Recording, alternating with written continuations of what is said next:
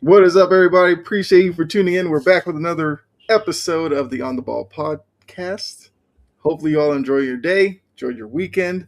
We have a lot we're going to get into tonight, and we're obviously going to have some fun with it. We obviously want to hear from you as well in the chat. So make sure you just keep those comments coming, and we'll definitely have some fun interacting. But before we get started, off to I guess it might be to your right, got Ian rocking that Brewers hat. Kind of an underrated logo in the MLB. I kind of dig that Brewers logo. But how are you doing tonight? I'm great. How you doing? I'm good. Rockets aren't completely ripped to shreds. Like, it's still some hope for them. But it was actually a pretty good weekend for sports. But glad to hear you're doing well. Off to your left, not guarding the two, guarding the three. Brett, how are you doing tonight? Doing fantastic. I am looking forward to talking some sports, so let's get it. All right. Yes, let's get into it. So, actually, we'll start there with March Madness. And so, Kerm, didn't know Ian was a Brewers fan. You got to rep it. I mean, they'll be an interesting team to watch this year. But looking at March Madness, I feel like this tournament hasn't been as crazy as it has been in past years, but we did see a number one get knocked off. Florida losing in interesting fashion. They're up late. They decide to press. They get lost in the press, and leave the dude from I can't remember his last name, but the dude from Iowa opening in the corner for the three. Obviously, he was the guy who was involved in the little altercation earlier in the game, so a lot of people were like, "Oh, he shouldn't have been out there anyway." Neither here nor there. But what did you think about that decision from Florida to press, knowing that time was running out? They were up, and because I know like the analysts and stuff were saying, if you're going to do that, don't put the guy on the ball inbounding, because all it takes is for one guy to get loose, and now your defense is all screwed up. But yeah, like, what do you think about the end to that game, and also your other thoughts on the March Madness first week? Your kind of observations from the first week of March Madness.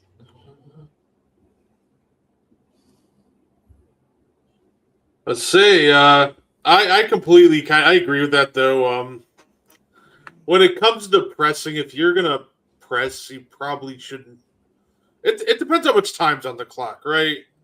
Like I don't think you need somebody glued to the inbounder. You need to make sure somebody like keeps track of the inbounder because that tends to be the most dangerous guy on an inbounds play. But that being said, I don't think you need to keep somebody glued to him. And yeah, honestly, I'm happy that Iowa knocked off Florida. Like, we needed more upsets. This is kind of a slightly boring. I'm not gonna say it's a boring March Madness because there's a lot of great games, but in terms of like upsets and Cinderella runs, it's a little boring. So I'll take it. I've had a lot of fun watching the tournament so far. Say, of course, I wouldn't say that maybe my biggest disappointment is Wisconsin, but then I remember it's a Wisconsin sports team in a big game. Should have known that they were going to choke the first one away. I mean, obviously losing a High Point. That was a game that some people were looking to as an upset potential.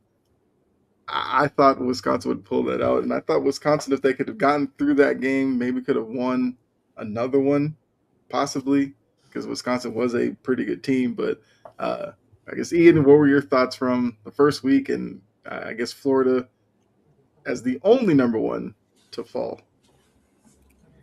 I just thought it was really interesting how Iowa attacked that. They just kind of kept pressure on Florida and just really stuck to the game plan that they had in place. And they found what was his last name? I think I have it somewhere. Bulgaris. They found him open for that three, which is huge for them. And Florida had an opportunity to still score another basket, and I don't know what that pass was underneath the rim. If you're going to attack it and you're going to kick it somewhere, kick it out, but you've got to be mindful of the clock too. You had 1 second when you made that pass. It's you screwed doing that. To a Just guy take the surrounded by shot. like 4 defenders. Yeah. Yeah, just take the shot at that point if you're going to just attack the rim.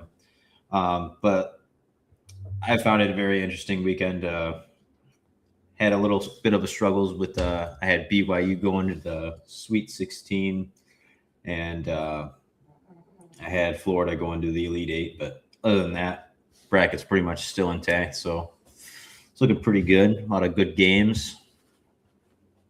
Yeah. Yeah, I was just looking at mine. I think a lot of my Sweet 16 is still available as well. So yeah, I think if you're in that kind of position after the first weekend, I think you're doing pretty good. I'm looking on ESPN and they have their celebrities who filled out a bracket. Could you maybe guess who's doing the best of the celebrity brackets on ESPN? Who do you think it is? You know what? I'm gonna guess a real ball knower. I'm gonna guess Barack Obama. Okay. When you set it up, I didn't know that's where you're gonna go with it. Okay. I'm like he's no, like the two guys that I've seen hooping in the celebrity wing there are obviously got Adam Sandler, loves the hoop, always looks like he always dresses like he's ready for a pickup game at LA Fitness. And then we've seen Obama ball out a couple times. So I'm like, you know what? I'm gonna guess Obama as the best bracket. Okay, so I'll give you a hint, and then I'll probably let you give another guess. It is an ESPN employee. Oh, it's an ESPN employee. Yes. Now you really gotta dumb it down to try to guess. I'm gonna guess it's your guy, Big Perk. Okay. Celtics legend. Only to him. Ian, who would you think? The first guess I was gonna have was Logan Paul, probably, just like he's got like a betting app, and I don't know, just seems like it'd be like outlandish if he had the best bracket. Right. As far as ESPN goes, though,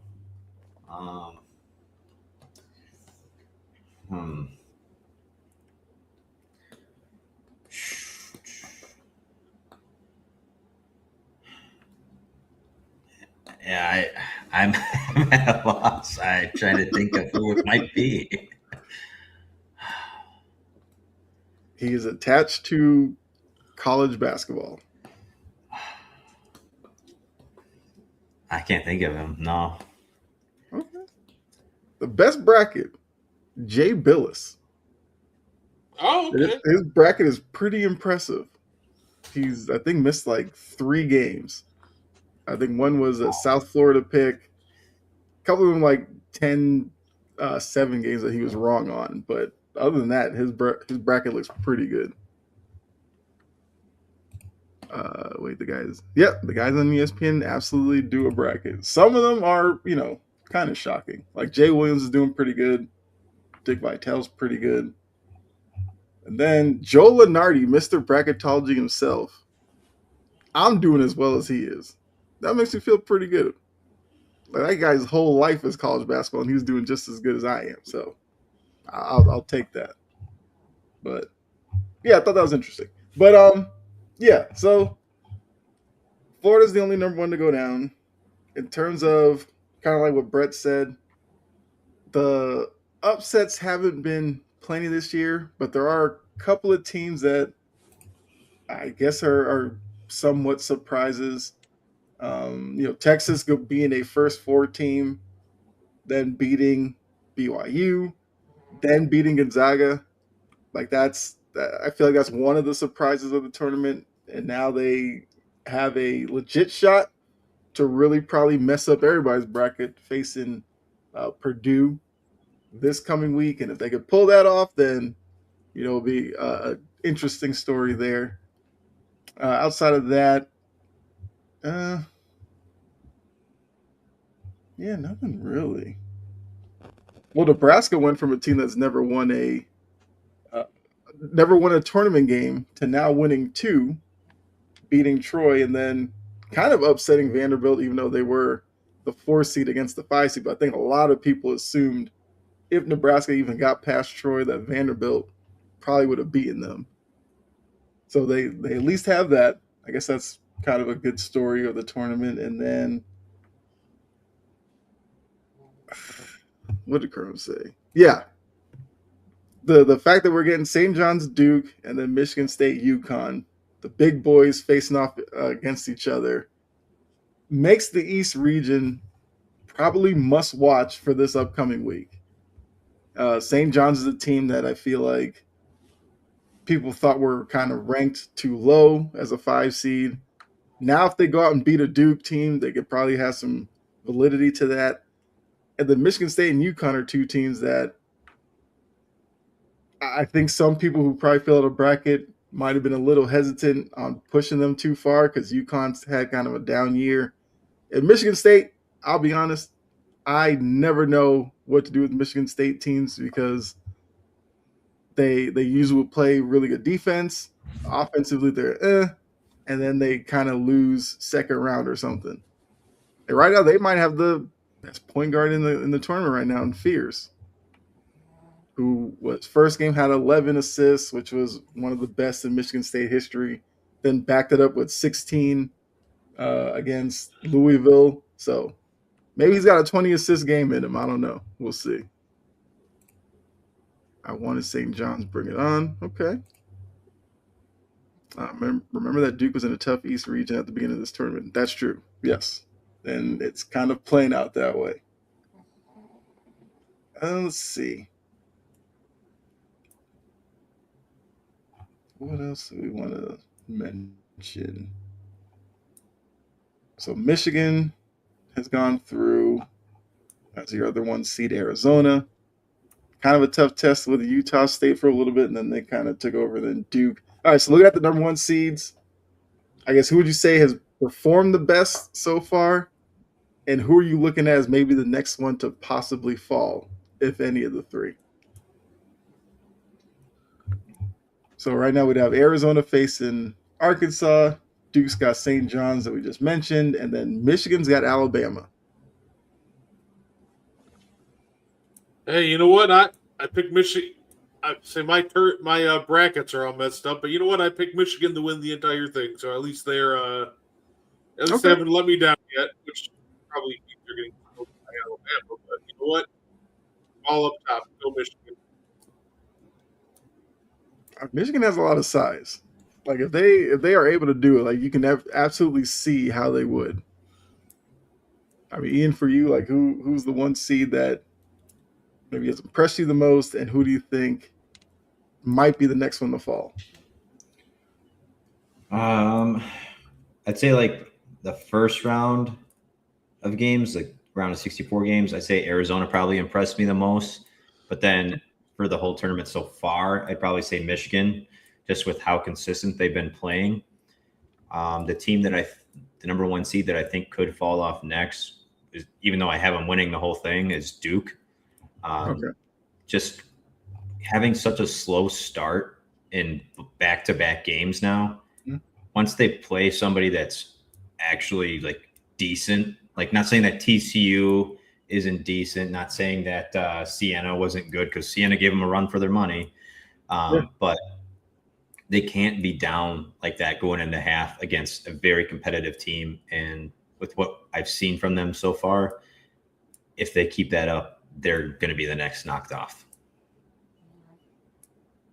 Okay. I think I'm trying to see which number 1 did I have.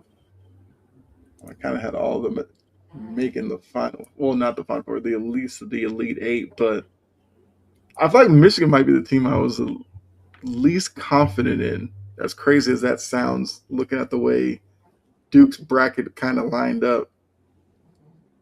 I don't know. I just thought maybe Michigan would fall into a bit of a trap, almost like Florida, because Florida's kind of a big team as well. And we saw Iowa kind of speed them up at times, and I felt like that's kind of where Iowa probably succeeded against them.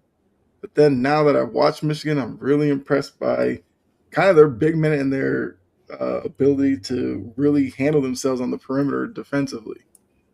Because a lot of times when you have big men, you're afraid that they get switched out on, and then guards beat them, which completely sinks your defense.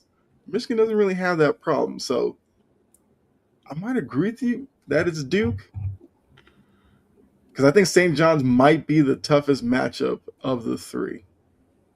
I think Arkansas could probably give Arizona a pretty good run as well, but yeah, I'd probably say it's probably Duke, which would probably make a lot of fans happy because we know Duke is one of those schools that, if you went there, you love them, then you probably hate them.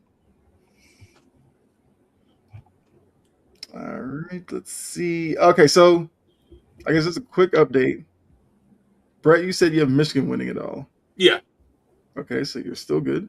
Ian, who did you have winning it all? I have Duke winning it all. Okay. I got Houston. So we got 3 different ones. And all of our teams are still in it. So I thought you were going to have Boston College winning it all. I would love to see Boston College just make one of these years. Like, fair. The schools up there between them and UMass. I mean, BU probably has like the best chance of getting in, but yeah, I don't know. It's been a while. I missed the Troy Bell days. Those were some good days at BC, but I just kind of assume none of them are going to make it, and I just, take my allegiances elsewhere.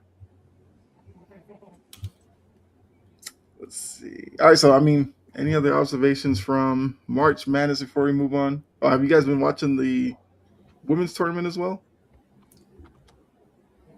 I haven't seen any of the games, but I've been keeping up with it. Yeah. Okay. Oh, okay. Bro, be right back. So I will say, I've seen a couple of those games as well. I think from what I've seen, I feel like UConn's clearly the best. But, we know with these tournaments, all it takes is one slip up and you could definitely lose. But I just don't see who does that to UConn. They're currently at 47-8. They're just an absolute juggernaut right now. Look, it must be easy being Gino Auriemma. Like, you roll out of bed, you have like one of the best recruiting classes, and it's just turnover each year. So yeah, hard to see anybody beating them. Although there's going to be some tough teams out there. You can't count out South Carolina. Don Staley's a really good coach, but yeah, it's straight UConn for me.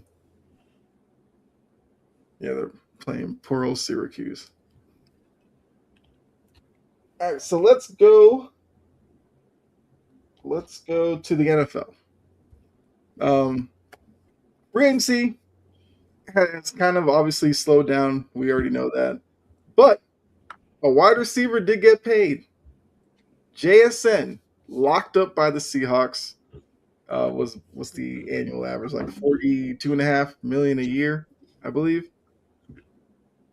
I feel like we could all agree. Money well spent. JSN is a great young wide receiver. They're coming off of a Super Bowl, so it made a lot of sense. But looking at remaining free agents that are out there, who do you think is that guy that could have the most impact on a team once he's signed? There are some interesting names out there still. So, yeah, the best part about the JSN deal is he still has 2 years on his rookie contract, so it's really spread out over 6 years. So I think it's closer to an average of I think the new deal is like $42 million, but if you added like this 2 years in the rookie contract, it's closer to like 30 something. But free agent value for him. Oh, absolutely. That's why you extend early. Hope you're listening, Jerry Jones. Best free agent still available. I'd say it's tough. I think maybe the most impactful one. I know Tyler Decker's out there. A lot of teams need help on that O-line. But I thought 49ers, Juwan Jennings was an absolute baller for him last year. Mm-hmm. And I think if you can get him on a discount, that might end up being the steal of the offseason. He's going to be very good wherever he goes. It's kind of shocking he hasn't found a new home yet. I agree. Yeah. And Now the wide receiver market, I guess with Stephon Diggs out there is a little bit whatever, but yeah, I kind of thought Juwan Jennings would be one of those early signings for a team. Maybe you have a young wide receiver group, you need kind of a little vet to bring in and kind of tie it all together. But yeah, he's still out there, very much available. I guess you, Ian, like who's your most impactful and your reactions to the JSN deal with Seattle?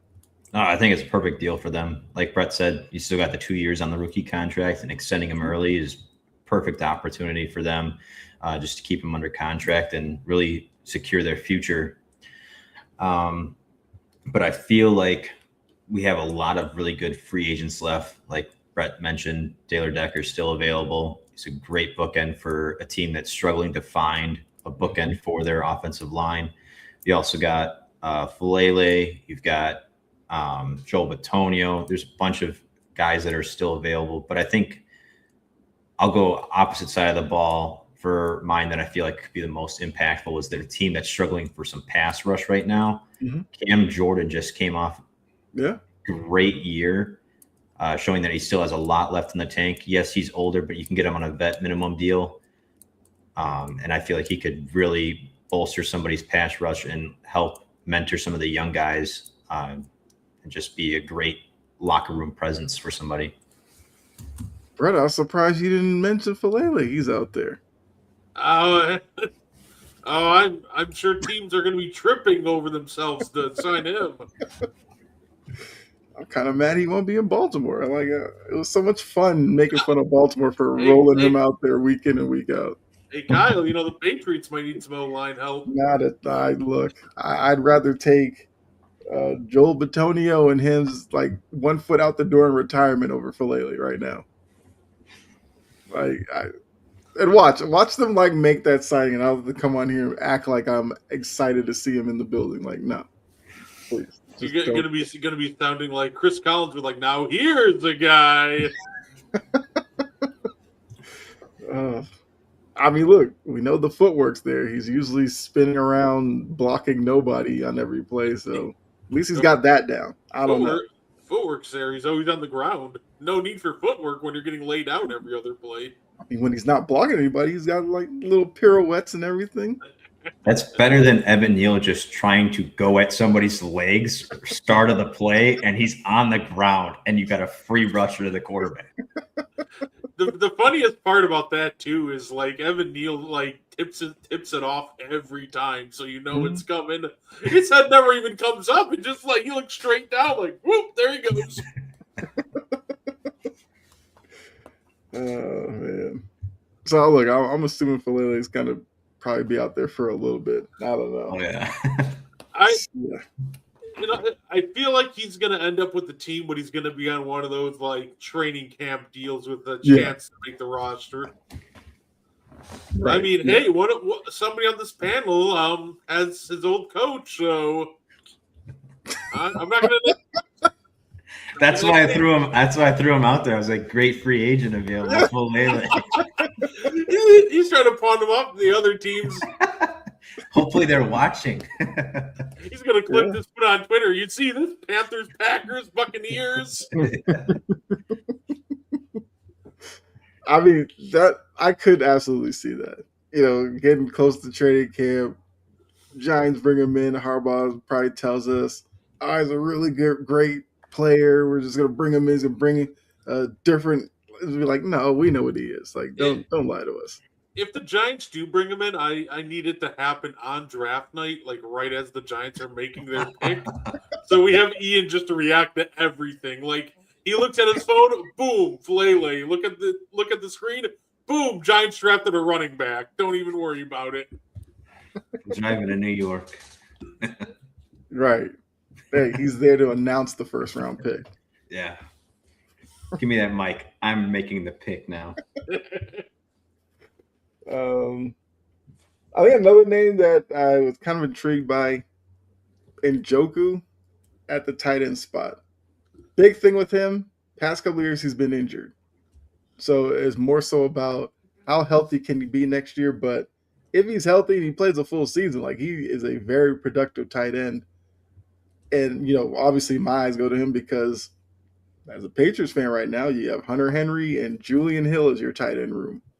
Like I assume they probably draft one, but I feel like Njoku with Henry could be a interesting tight end combo. But yeah, I mean he's still out there. I'm surprised by that. Heard some rumblings, maybe that some teams are looking at him, but I don't know what's going on with him right now. Or it And could just be Joku, like, could be like the Colts and just go get some basketball player. Right, right. look, Because it worked 20 years ago. Let's just go get another one. Hey, Mo Alley Cox better than Austin Hooper. So greatest sports debate I've ever heard, by the way, on TikTok. If you haven't seen it, go look up the two guys that literally sit there and debate who's better between Austin Hooper and Mo Alley Cox. It's incredible. Yeah. No, it's funny that David Njoku just seems like that kind of guy, though, that his breakout comes as soon as he leaves Cleveland. It's kind of like how he's like TJ Hawkinson, for example. He was, solid for Detroit, but he really blossomed as soon as he hit Minnesota. Mhm. Feels like the same thing's going to happen with Njoku and Kyle Pitts. Like, those two just strike me as soon as you get to somebody that knows what they have with you, you're cooking. Well, it helps when you don't have Arthur Smith, who's like, all right, we're going to use you as a decoy. Yeah. Hey, look, how else are you going to really get those weapons like Matt Collins and Scotty Miller open? I guess. Yeah. I mean, hey, someone's gonna make those tough decisions. Arthur Smith is willing to do that. That man had Pitts, Robinson, Drake London, and he was just running go routes with Matt Collins. Arthur Smith, the man of the people. Yeah, flooding the side of the field with all the talent and then just letting some guy sneak out the side. Scotty Miller running a drag on the other end of the field. Like, who's this play for? Huh. Hey, what? Why are we 7-8? Look, I said that for like 2-3 years now. You look at the talent on that side of the ball. How are you barely a 500 team? It's crazy to me. But look, now Stefanski's the guy who gets to try to figure it all out. Something tells me they'll probably look a little better with him running the show. Stephon Diggs, also a name that's out there. I saw somebody saying like Stephon Diggs might come down to Baltimore and Tennessee. And I was like, it's kind of an interesting dilemma for him.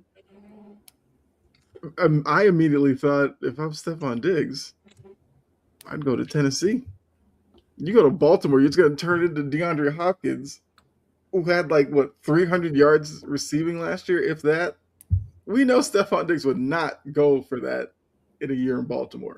I feel like you go to Tennessee, you got Dayball who's already there, knows you, would probably utilize you a lot better. That's just me. I don't know.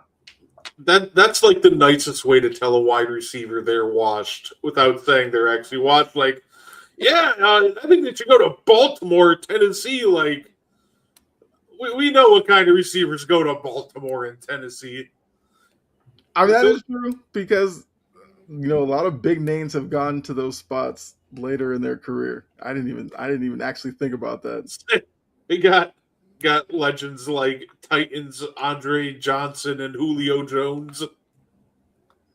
Oh, the Julio Tennessee. Oh, that was brutal. But I actually do think Diggs would probably be happier there than Baltimore. Like Zay Flowers is frustrated some games in Baltimore because they can't find him. It's like, yeah, let's throw Stephon Diggs in the mix and see how that goes. No. Plus Minter, we don't even know what kind of offense Minter's coaching staff is really going to run. Oh, plus, you got to save that money for that $40 million a year Zay Flowers extension next year.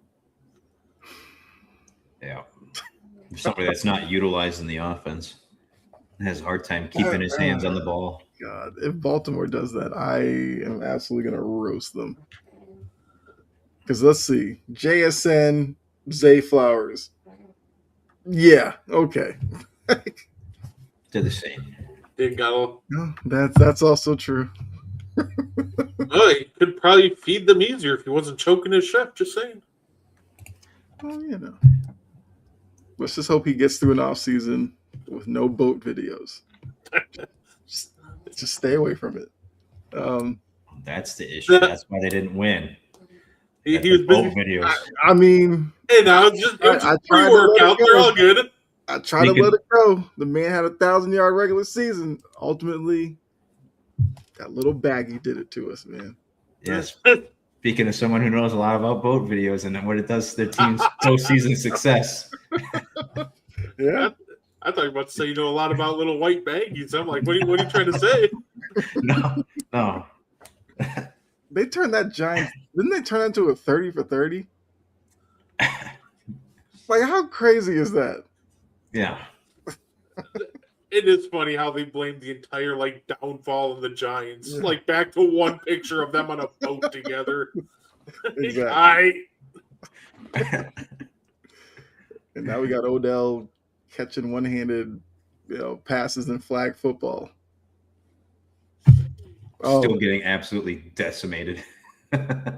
Dwight Howard is the king of that. I mean, that baggie that lady pulled out would make Scarface just shudder at that one.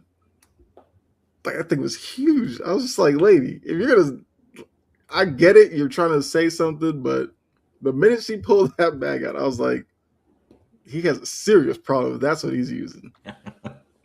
Like, that's crazy. Well, back that big, I was expecting him to be on some FBI list because he's got to be doing some serious dealings with that. But hey, that's Dwight Howard, future Hall of Famer now. Hey, Just put that in his bust.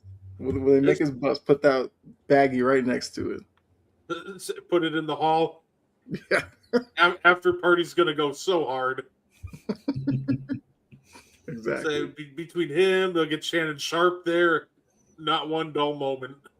Hey, bag like that, you'll get Tyrone Biggums to show up.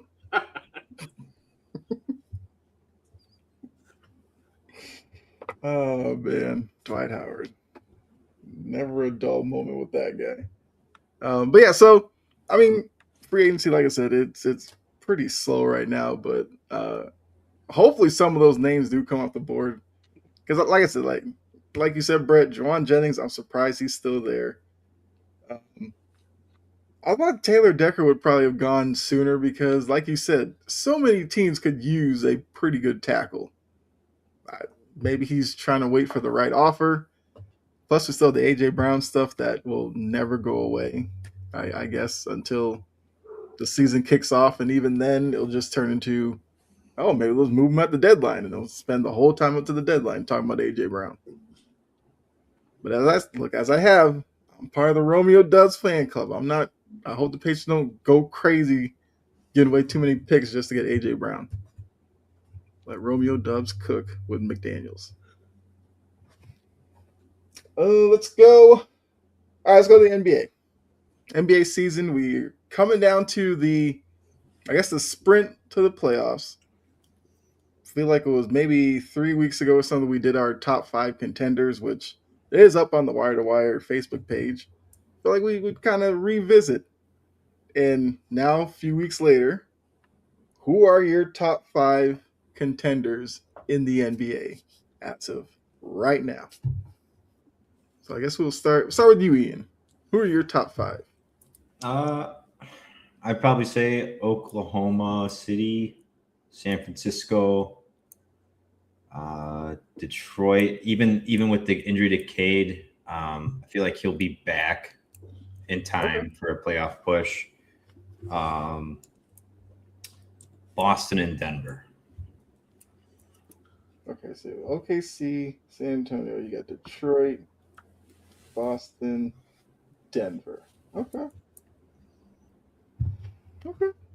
Brett, what's your 5 looking like? Oh man. I think the 4 locks that I have are Pistons, Celtics, Thunder, Spurs. Okay. Say the last one is it's always so tough, right? Mm-hmm.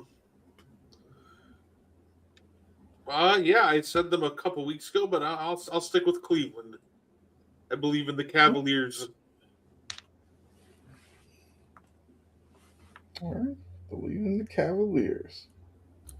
Jory said, proud of her Lakers. Lakers are playing really well right now. I love I got a notification today like LeBron reinventing himself. And I was like, okay, well, let's calm down. Doesn't hurt that Luka can go out there and drop 60 with no problem, but you know, LeBron's reinvented himself by taking a back seat. Like he has to. Like what else is he gonna do? I will say LeBron is probably the happiest guy alive right now, though. Yeah. We got to remember with LeBron, he's always seemingly wanted somebody to like take the playmaking duties from him. Obviously, there was the infamous when he was in Cleveland, we need an effing playmaker line. So I feel like there's some people are like, I've seen some LeBron stands complaining like, LeBron can do so much more in the offense. I'm like, I feel like LeBron's just happy right now. Just he comes out, he got somebody to take the pressure off him, and he can just kind of focus on other parts of the game. So hey, I'm here for it. I think LeBron's done a great job adjusting, and I'm happy that DeAndre Ayton has finally figured out that he's not there to get 20 post-ups a game. Yeah, I'm sure he had to be such a big man to kind of realize that. I'll let Luka and LeBron and Austin Reeves. I'll let them run the show. I'll just play the bit part over here in the background. Like that whole storyline was hilarious to me. I honestly don't know if DeAndre Ayton saw like Arizona as a 1 seed. He had flashbacks to when he was at Arizona and it was like, I need to be more part of the offense. He was never going to be that, but it's DeAndre Ayton. Luka's making an effort on defense and it shows. I know a lot of people would kind of tie like Luka and Trae Young kind of defensive prowess together, but I always thought Luka was more of an effort guy at least than like Trae Young because of probably his size and everything. It's only so much he can do. Like Luka's a big guy. Like Luka moves his feet, he can stay in front of a lot of people. We're not asking Luka to turn into Kawhi Leonard. Like just don't give free runway to the front of the rim. And he has been doing that. They've won 9 in a row. Mm-hmm. Have kind of solidified themselves as third in the West with Minnesota's is without Ant for a little bit. I know Denver's hit a little bit of a snide right now. And then Houston, that clown, well, I can't say clown show, but it's a bit of a mess in Houston right now. Something that we all kind of talked about, the lack of the point guard is really biting them in a lot of these games. Like they're sitting there giving it to Durant up around the half circle and like, hey, Durant, use your handles and get off a shot. And it's like, why are we asking him to do that? They just need somebody that can like. It's funny because they've been scoring much more efficiently since the All-Star break. But man, like for the better part of the year, that they just haven't been an efficient team. And then once Steven Adams went down, they just got to find a way to keep generating efficient looks because their old style of playing, just give it to KD, Amen, or Sengun and let him cook. It isn't going to work. You don't have Steven Adams to just scoop up all the misses. So it'll be interesting to see if their little hot shooting streak they've had recently continues into the postseason. I mean, isn't it still kind of wild they haven't tried one of these, point guards that are kind of just laying around out there? Tried to bring them in to at least kind of give some pressure off of KD or whoever to kind of facilitate. I know a lot of people say just give it to Reed Shepherd, but even if you did that, you still would need somebody else to help Reed Shepherd when he's not on the floor. Like I don't get why they're so reluctant to bring somebody in. Should have pulled the trigger on the Trae Young trade when they had the chance. Very true. Hey, I'd say even if you don't think the fit is going to be immaculate, the fact that Trae Young just went for a salary dump, I almost feel like some teams might be kicking themselves in the butt for not going after him when they had the chance. Looking at you, Orlando. Yeah. Oh, Orlando's. Orlando spent a couple of days above the playing line. I think they fell back down with a loss or something the other day, but they're teetering there of being a top 6 team in the East. But yeah, they've been wildly frustrating all season. Yeah, I think they just got to get.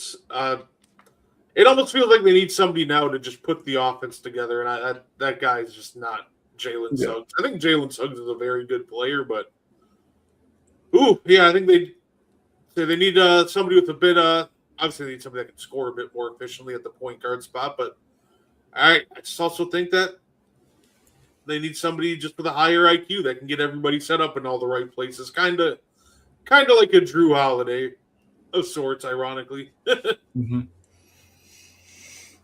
Also, the Hornets, their little hot streak has led them to, like, they started this hot streak probably like 11th in the East. They're just 10th in the East right now. All they've done is solidify themselves as a play-in team. And I mean, that's probably a good kind of stepping stone for them.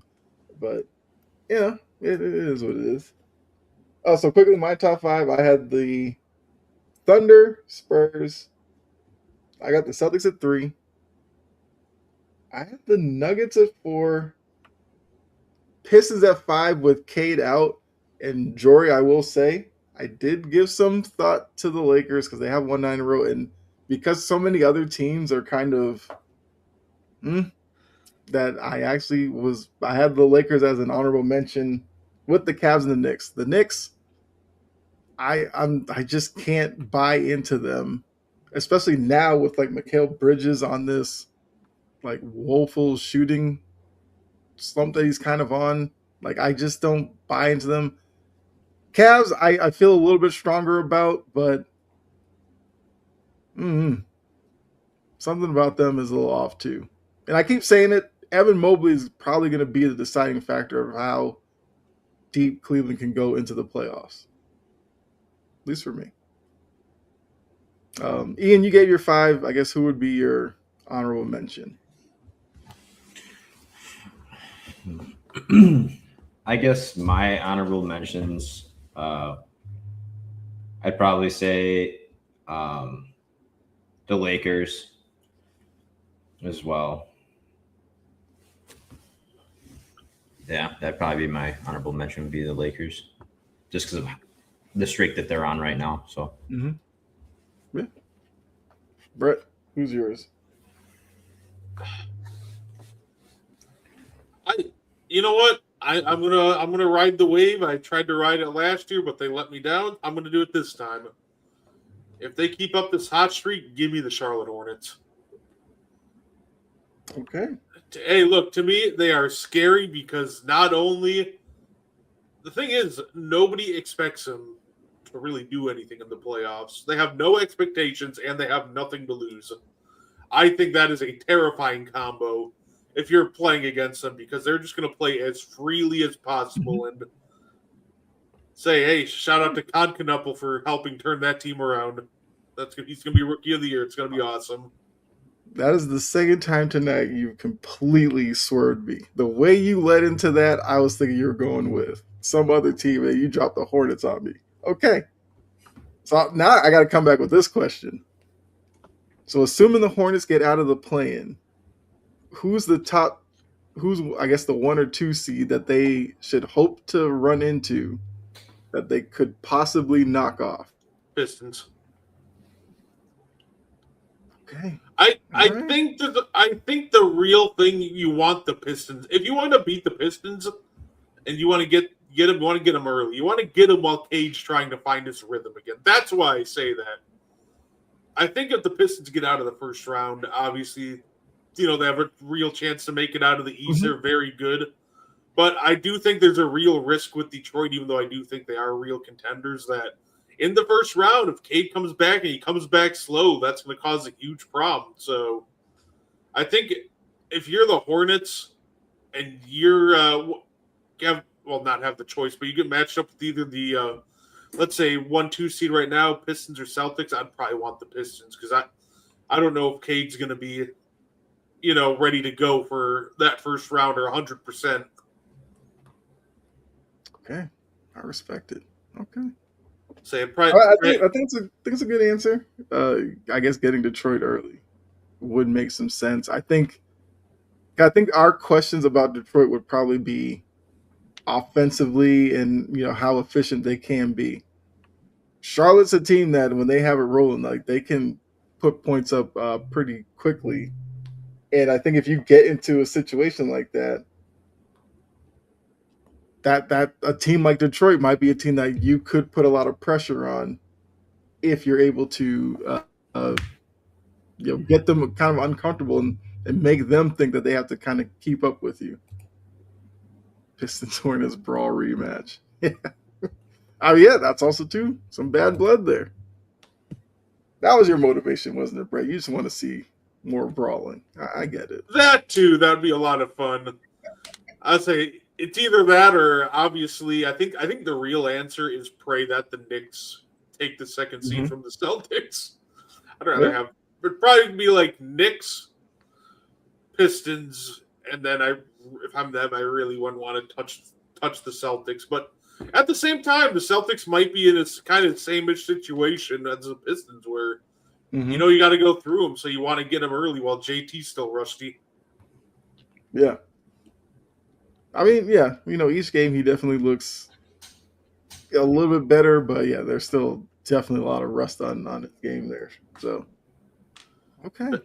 The best part that's the fun part about the East. It doesn't feel like any team is like untouchable. So I'm excited to see. Well, I absolutely agree with that.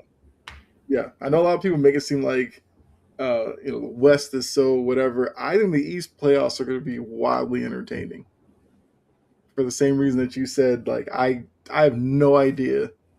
I think the craziest thing is like the Sixers could be a play-in team, and everybody's going to say like if Embiid's there healthy, Maxey who's going to miss some time, he's there healthy. Like they could be one of those teams in the 7-8 spot that some people look at and say, let's say the Sixers get the Pistons in the first round. There might be some people who say the Sixers will beat the Pistons. Like that's why I think it's going to be wildly entertaining. The West will be as well. Like don't get me wrong. NBA is definitely gonna be a lot of fun. These last 11, 10 games before we get into the playoffs. Let's see. Okay. This is some trivia. So, tonight's trivia question. It is an NBA one. I'm looking at playoffs, specifically the 2024-2025 playoffs. I have the top 25 playoff scorers, the average per game. All you got to do is give me somebody in the top 25. For each name you get a point. Most points at the end, obviously, will win. I guess we'll use the 3-strike method. 3 strikes, you're out. So which one of you wants to kick it off and give out the first name? So top 25 playoff per game scorers, 2024-2025 playoffs. Okay.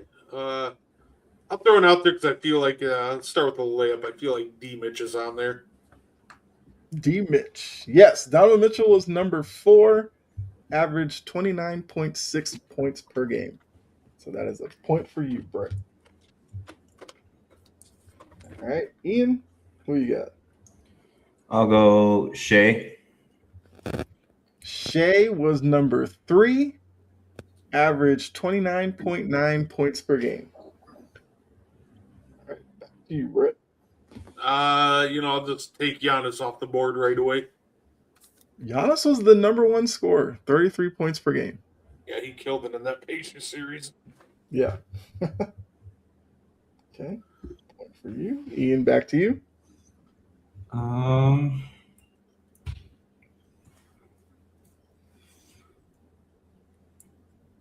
Let's see if Dame's on there. Dame. That's going to be your first strike. I don't even see Dame. Dame didn't really play that much because he had I believe he had like the Achilles tightness and then popped the Achilles that. Right, yeah. Yeah. I was trying to remember that, yeah. So, yeah, no Dame. That's strike one for you. Okay. All Brett, right. Give me, let's see, who was on a heater in that playoff run? Give me Julius Randle. Julius Randle will give you a point. He was number 17, 21.7 points per game. So that's 3 for Brett. Ian, you have 1. It's back to you, Ian.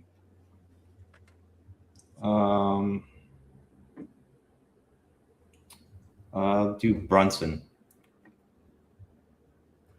Jalen Brunson, number 5. He averaged 29.4 points per game. Ooh, I'll go with my guy who now has one of the greatest slander nicknames of all time. Was PB No J on there?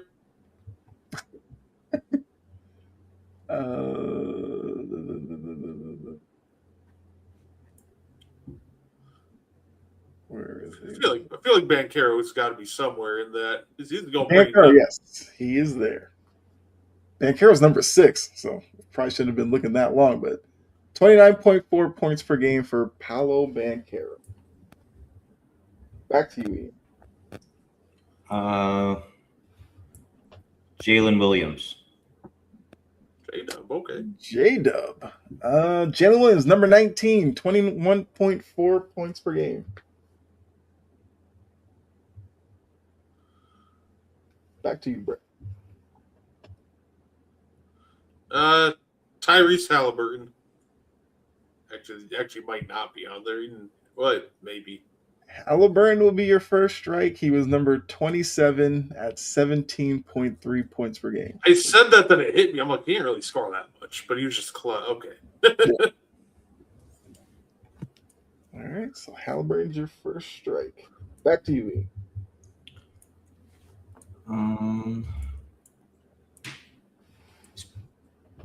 Pascal on there? Pascal is on here. Number 21. He averaged 20.5 points per game.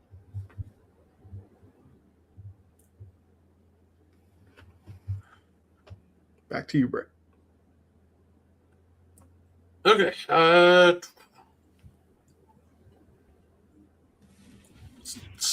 Steph? Steph Curry is number 14. He averaged 22.6 a game. All right, back to you, Ian. Luka? Luka was number 2, 30.2 points per game. Oh, why not throw LeBron out there? LeBron was number 10, 25.4 points per game. All right, you guys are getting through this list. Back to you, Ian.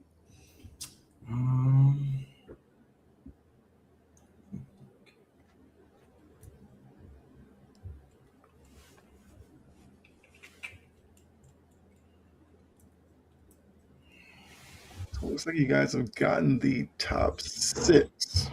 So number 7 is the highest remaining.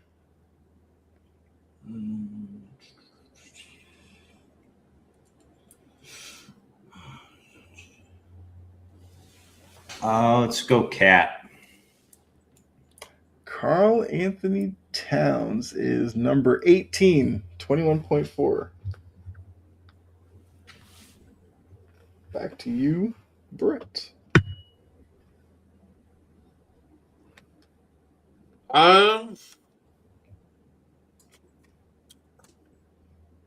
Is Jimmy Butler on there?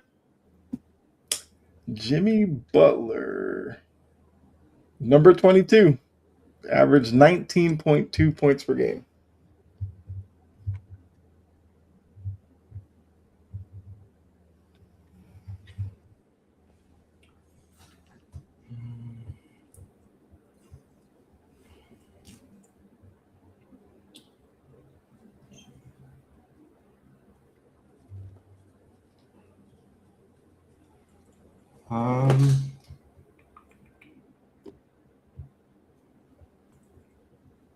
Jaylen Brown. Jaylen Brown, number 15, 22.1 points per game. I feel like I have a 50-50 chance to get this one right. Okay. Because I feel like there's one Houston Rocket on there, and it's got to be either Jalen Green or Alperen Sengun. Okay. But wait, I think Jalen Green had that one random 6-point game. Yeah, he's pretty awful against the Warriors, so I'll go with Sengun. Sengun is number 20 on the list, 20.9 points per game.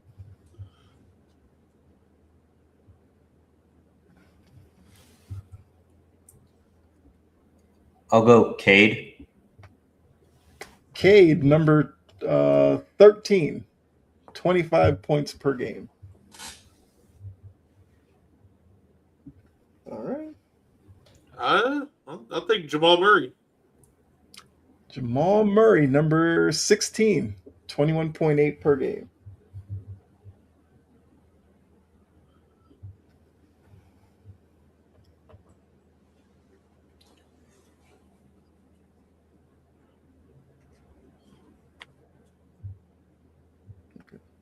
Did we say Tatum yet? We did not. Jason Tatum was the highest left at number 7, 28.1 points per game.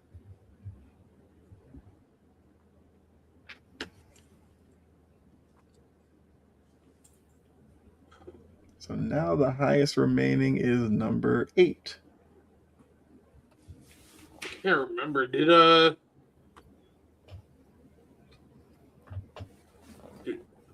James Harden?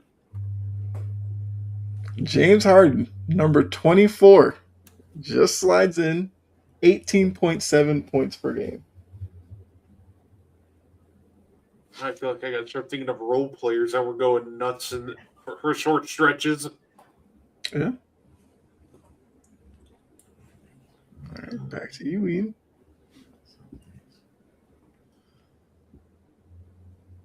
Have we said Jokic yet? Jokic is number 8. Average 26.2 points per game. All right, so now the highest left.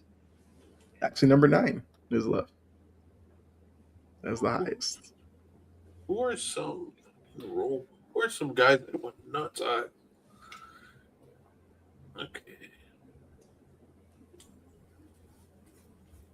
I believe all we're left with is 9, 11, 12, 23, and 25.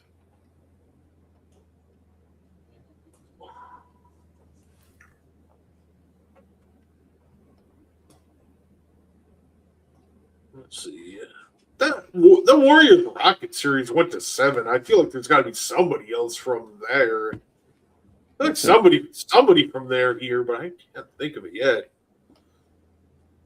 It's not Jalen Green.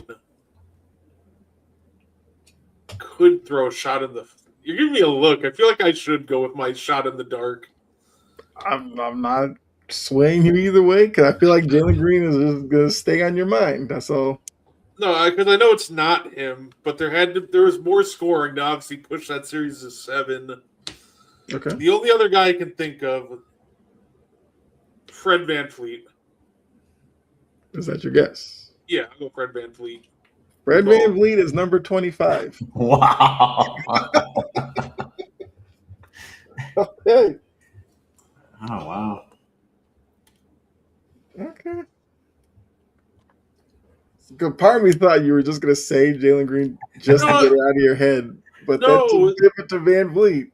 Well, he is in my head, but because he had such a bad series, I'm like, it went to 7. There's got to be 2 other guys that scored to make it happen.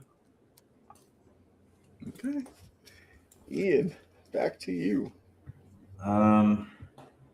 I'm going to go with the third scoring option for the Celtics and Derek White. Derek White, number 23, 18.8 points per game. Ooh, you know, it's funny. I Now, believe now what? I believe we're just left with 9 and 11.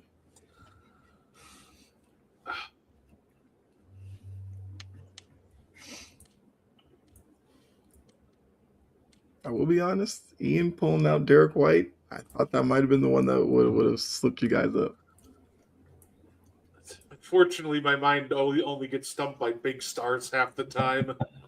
Like, I'm not going to get either of these last two, and you're just going to be like, yeah, it was actually like Mikal Bridges. I'm like, I probably should have known Mikal Bridges was doing good that year. I really don't want to guess Mikal Bridges, though.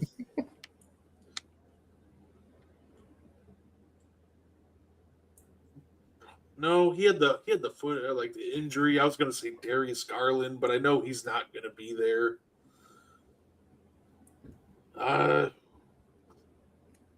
Clippers had Kawhi and Harden. They're not going to have anybody else.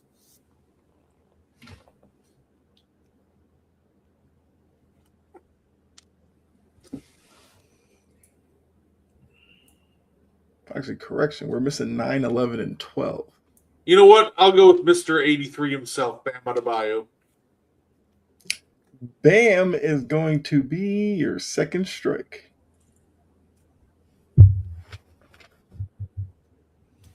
Okay, Ian, to you.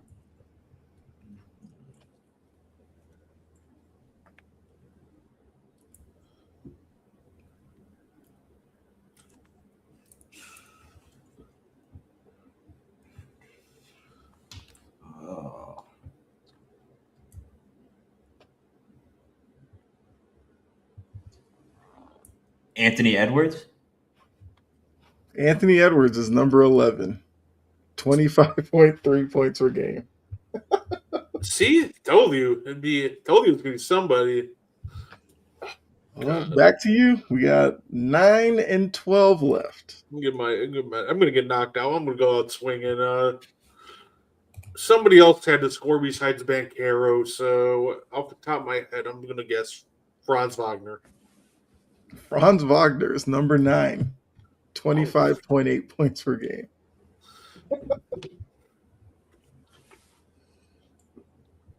All right, so I guess if Ian pulls this last name here, he would get the win.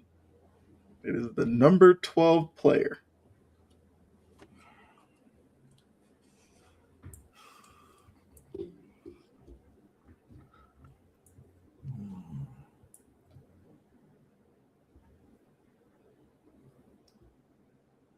I know Brett mentioned it, but did we actually say Kawhi? Had that same thought, like, wait, I don't think I ever said Kawhi. Never said Kawhi, and number 12 is Kawhi Leonard. He averaged 25 points per game. Because Brett said Kawhi, and I was just like, I don't have him written down. Because Brett, they were like, Thank you. it has to be a Clipper on here. I And he went to Harden. And then, like, this next turn, he was like, could go Kawhi. But then, no, I think it's just Harden. And then he just went somewhere else. And yeah. probably didn't help myself by stop writing names after Julius Randle, so I couldn't remember if we said Kawhi or not. I just assumed we did. By the way, Yeah, that's the top 25. I mean, you guys got through without striking out. That's impressive. shout out to me and Ian, by the way, for like forgetting about Kawhi and Anthony Edwards, but getting to Fred VanVleet and Derek White before both of them. I mean, look, if you hadn't had another round, your mind probably would have gone back to the Clippers, or you probably would have said like Zubac, who was actually 26th on the list. You're probably not wrong. That's the sad part. Yeah, guys who just missed Zubac was 26, Halpern was 27, Evan Mobley was 28, Anunoby 29, Aaron Gordon number 30. So Jory put Reeves. Where is Reeves on this list?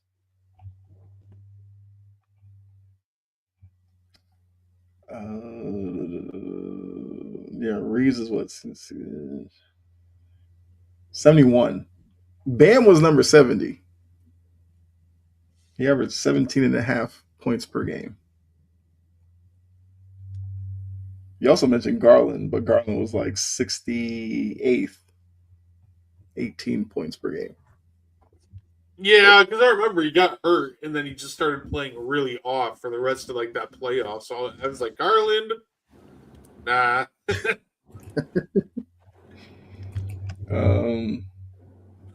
Who was somebody else that you? Oh, you did bring up Bridges. He was number 33, 15.6. But yeah, okay. So that was trivia. You guys did well. I will obviously have another one for next week. But yeah, I mean that's all we have for you tonight. Unless there's anything you guys want to add before we get out of here.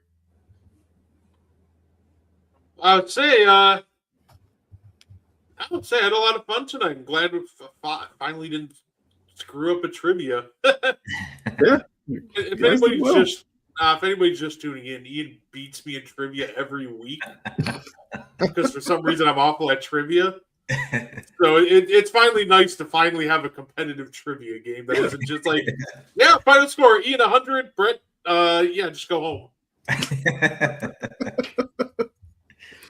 I mean, look, you each had some deep cuts. Like the Van Vliet one was impressive, and like I said, Ian, I did not know if Derek White was going to get called, but you named him. Hilariously enough, my mind did start going back to the Celtics after Van Fleet. I don't know if I would have went with Derek White, but it probably would have came up eventually. Mm-hmm. I feel like my mind would have went like Pritchard. No, he didn't have enough volume, and then we would have started hitting like Derek White's name. Right. I mean, Brett, you can let them know, Meaty Boys tonight, what they can look forward to. Yeah, we're going to have a lot of fun. We're going to talk some wrestling. We got some fun segments planned out. We got to rank these WrestleMania video packages ready for you. And then make your dream WrestleMania card. The kicker is you have to use celebrities and not actual wrestlers. So what would your dream WrestleMania card be using celebrities? Okay, so bringing back like the celebrity death match. Yeah, pretty much. To Ron Artest versus the Fan in Detroit. That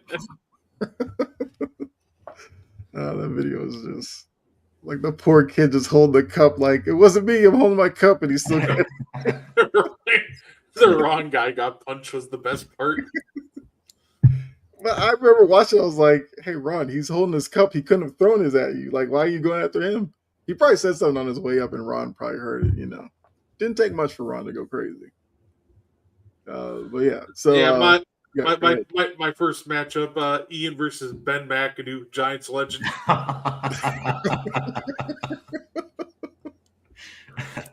Known for one thing in benching Eli Manning. Oh, yeah. Oh, it's a bad time. Yeah. Hey. Good times. Yeah, I mean, look, I think that definitely is an interesting angle, and, people got tuned in to find out the matchups and everything like that. That should be a lot of fun. Ian, you got anything? No. All right. Always good being on with you guys. So had a lot of fun. We will be back next week. You can check me out on Friday, Passionate Precision with Jory and Key. We will have a fun show lined up for you then as well. Also, check out all the other shows here on the network. Make sure you like the Wire to Wire Facebook page, or subscribe if you're over on YouTube. And yeah, we'll be back next week for some more fun, and hopefully you guys will join us. So until next week, we're out of here. Good night. Enjoy the rest of your week.